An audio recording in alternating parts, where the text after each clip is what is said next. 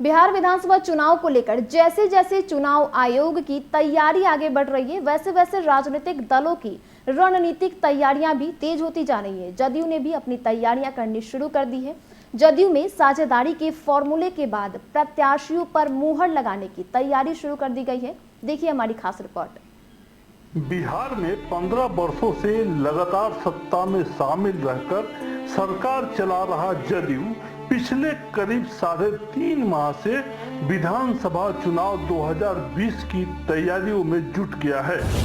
प्रखंड से लेकर राज्य स्तर तक के कार्यकर्ताओं को यह साफ साफ संदेश दिया जा रहा है कि उन्हें जनता के बीच किन मुद्दों को लेकर जाना है।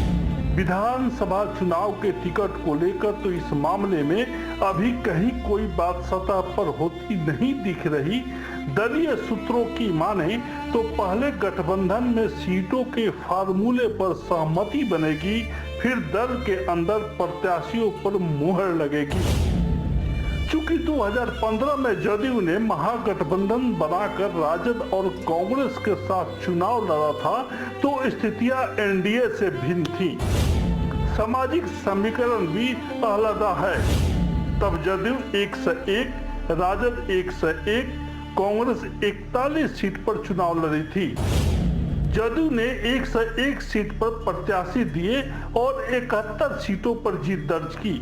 2020 के चुनाव में जदयू फिर एनडीए का अंग है।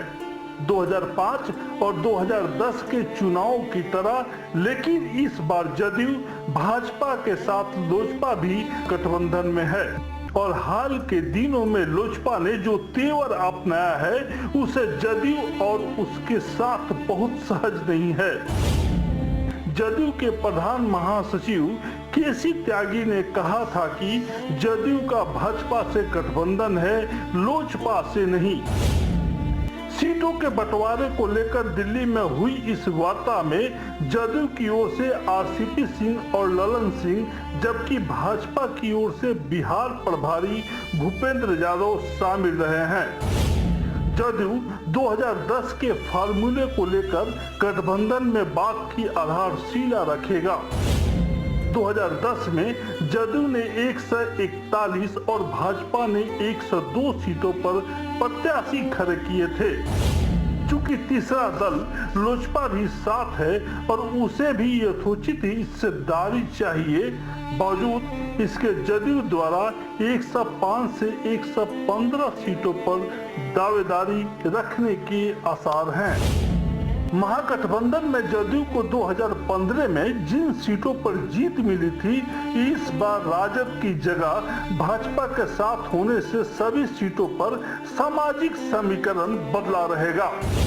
समर्थकों के लिहाज से देखें तो यादव मुस्लिम बहुत कुछ सीटों पर जीत पाने वाले जदयू प्रत्याशी इस बार थोड़े पसोपेश में हैं। हालांकि ऐसी बहुत सारी सीटें हैं जहां समीकरण बदलने से इनकी बल्ले बल्ले है।